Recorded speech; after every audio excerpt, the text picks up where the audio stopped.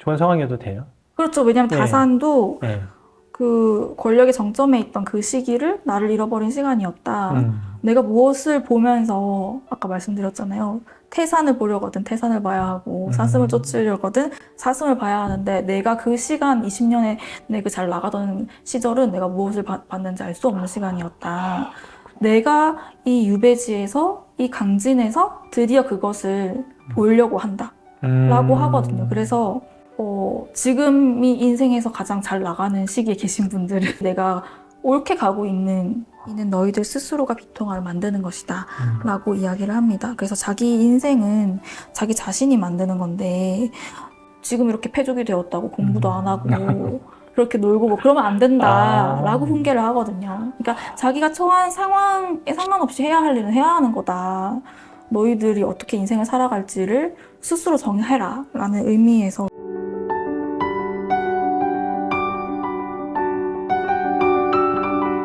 인생에 관하여라는 3장의 내용으로 넘어가서 백익은 내 삶에 단단한 뿌리를 내린다.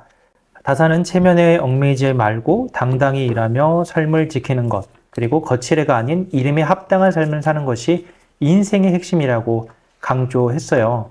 그래서 돈이 없으면 연못을 파서 물고기라도 길러라 라고 하는 글도 있고, 그다음에 이름에 걸맞게 살아가고 있는가, 논어에 임금은 임금답게, 신하는 신하답게, 아버지는 아버지답게, 아들은 아들답게, 그래서 자기에게 이름에 합당한 덕과 실력을 갖추어야 된다. 그게 바로 진정한 입신양명이다. 이렇게도 이제 내용으로 있는데, 인생에 관하여라고 하는 이 장에서 좀 어떤 부분이 좀 마음에 좀 남으시는가요? 그런 내용이 있어요. 사슴을 쫓는 사람은 태산을 보지 못한다. 마음을 사슴에 두고 있기 때문에 보아도 보이지 않는 것이다.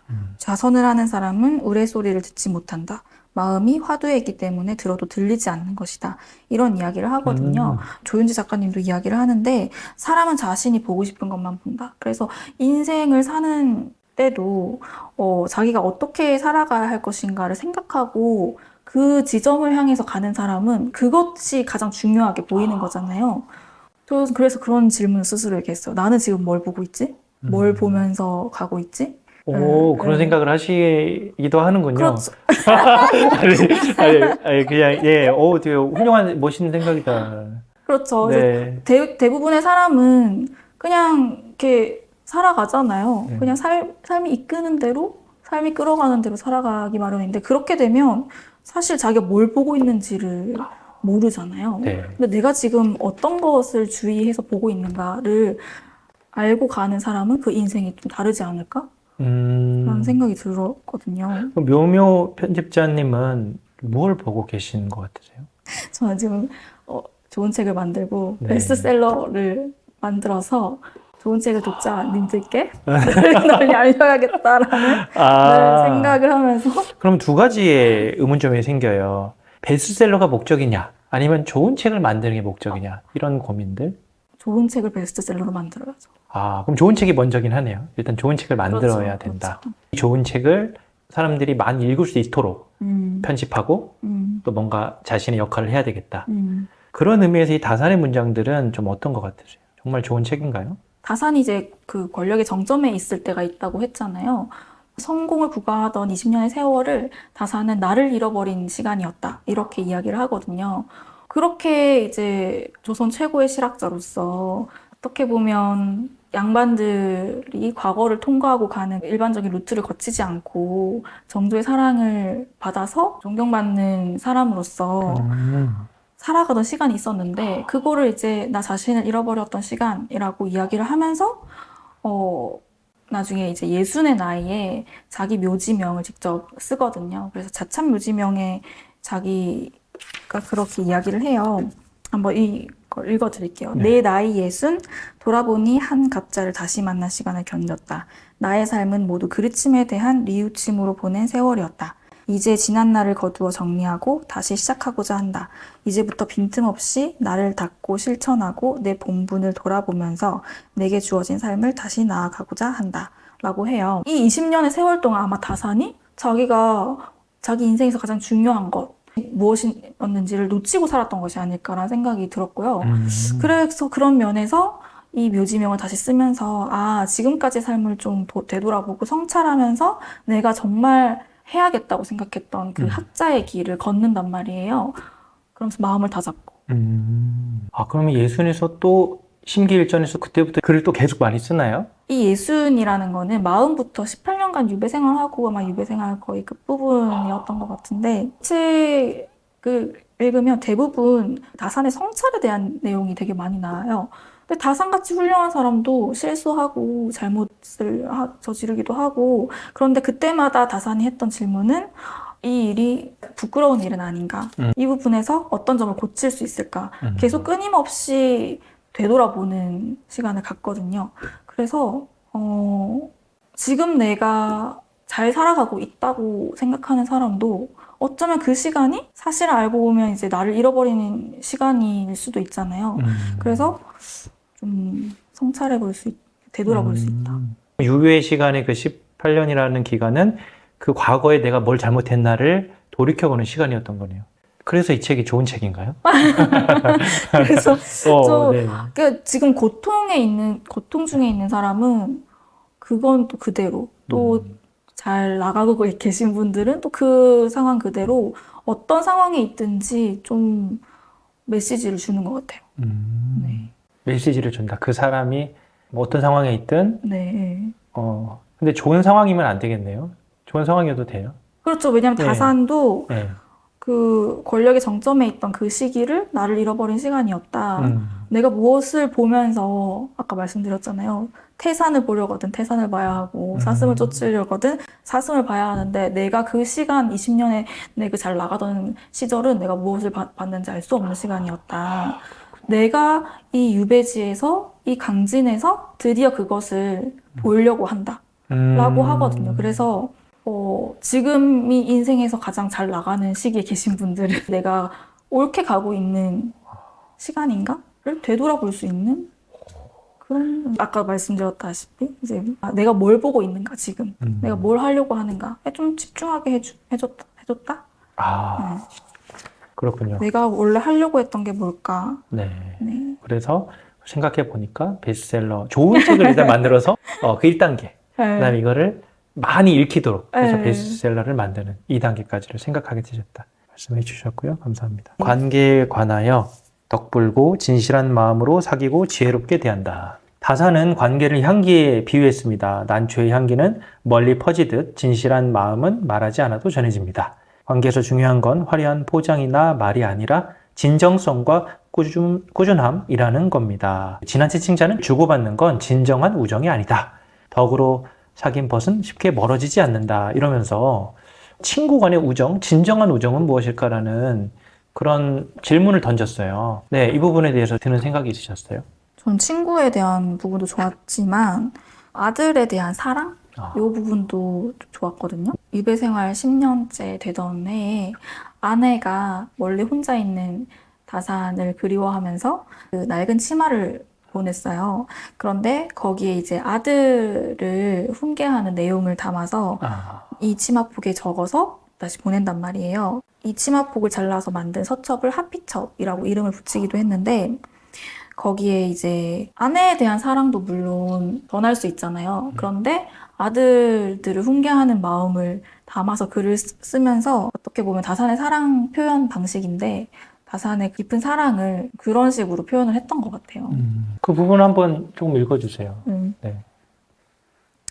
내가 강진에서 귀양살이하고 있을 적에 병이 든 아내가 헌치마 5폭을 보내왔는데 시집올 적에 가져온 예복이었다. 붉은색이 다망색으로 발해서 책으로 쓰기에 알맞았다.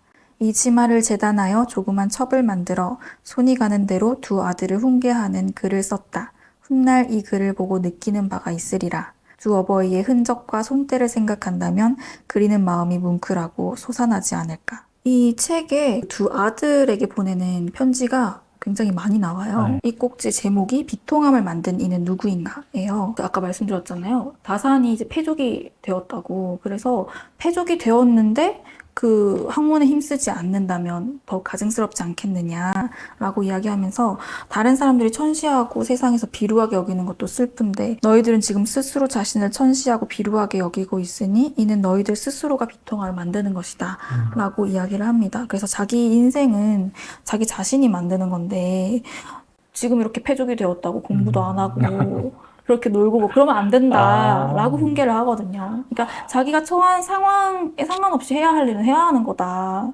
너희들이 어떻게 인생을 살아갈지를 스스로 정해라 라는 의미에서 이렇게 이야기를 했던 것 같아요. 진짜 말뿐이 아니었잖아요. 다사는 스스로가 그 상황에서 글도 쓰고 뭔가를 이렇게 했잖아요. 그러니까 말만 잔소리하는 게 아니라 진짜 그런 자격이 있네요. 그러면 다음으로 넘어가서 세상에 관하여 선기소축, 베품과 가르침으로써 널리 사람을 이롭게 한다. 다산이 강조한 건 지도자의 품격이었습니다. 백성과 함께 울고 웃는 지도자, 말과 글에서 품격을 드러내는 사회가 건강한 사회라는 겁니다. 지금 우리의 시대에도 여전히 필요한 지혜입니다. 책의 소제목으로 나라의 품격은 사람들의 말과 글에서 드러난다. 진정한 선행이란 무엇인가? 이런 글을 썼는데 꼭 정치까지 얘기 안 가더라도 사람의 인품이나 품격은 말과 글에서 나오지 않는가 그런 걸 얘기하는 것 같아요. 특히나 지도자들은 더더욱이 그래야 된다.